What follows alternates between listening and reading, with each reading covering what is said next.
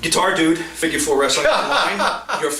Your favorite, almost got killed in Louisiana. Oh, Christ.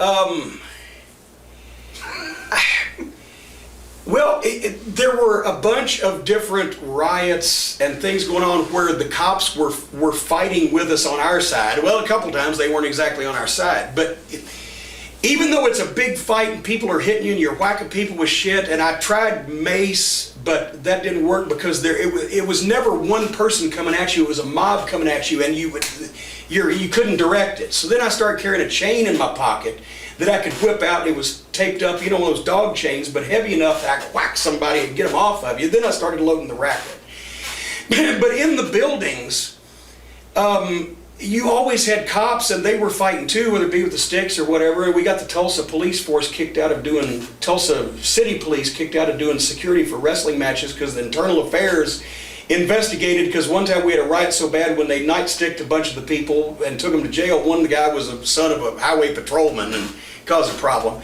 But in the building, even though all this shit was going on, you had cops with you, so you're thinking, like, maybe I'm not going to get killed. I mean, I had the bulletproof vest that I got from the cops in Little Rock for Tulsa and Little Rock sometimes and shit, because I didn't think they'd shoot me, but they said it would help with knives. You couldn't get cut, which that was a real comfort. The cop came up to me and said, we just got new vests, it's so if you'd like, to buy my used one, because, we don't think they're going to shoot you. But these were his words.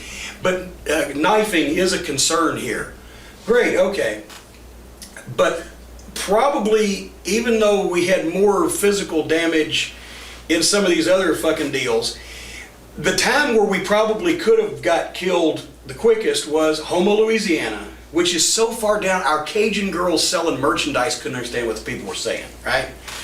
And it's just a horrible place. South of New Orleans, you got to go north to get south. So anyway, me and Dennis Condrey are leaving. Bobby Eaton was riding with Bill Dundee that night. So we're leaving, and we're in my car. And as we're putting our stuff in the trunk out back of the building, here was 12 Cajuns that had had a few cocktails and decided they didn't like the Midnight Express. And this shit started happening real quick. We're trying to get I got the boom box. We had to carry our own boom box because we were the only people that had music back then, us and dogs, so we had to carry our own shit with us. So I'm putting the boom box, I got the tennis racket, I got my suit bag. Dennis got his wrestling bags, we're throwing it in the trunk. This guy comes up and says something to Dennis. He's got all his buddies with him, and so he wants to prove a point. He's gonna fuck with the big time wrestler, blah, blah, blah, and show off from his buddies. And Dennis said, being the personable guy, he said something like, fuck you, motherfucker. So the guy had an unopened beer can, and he chucked it at Dennis, and Dennis ducked it, grabbed his wrist, barred his arm, put him down in the concrete, kicked him in the face. His friends didn't like that. Here they come, I'm standing there with a tennis racket, and Dennis, there's 12 of them. I got Dennis Condrey, I figure if there was 6, I'd be fine, but there's fucking 12. Here we go, we're dead. The Rock and Roll Express down the parking lot fucking turned their car on, saw this, hit the bright lights, and drove into the crowd of fans where they all went, ah! And we jumped in the car and fucking took off. So that, who knows? I have no idea how we did not get serious. Robert Gibson to the rescue again. I think Ricky was driving. No, I'm sorry. He usually sells.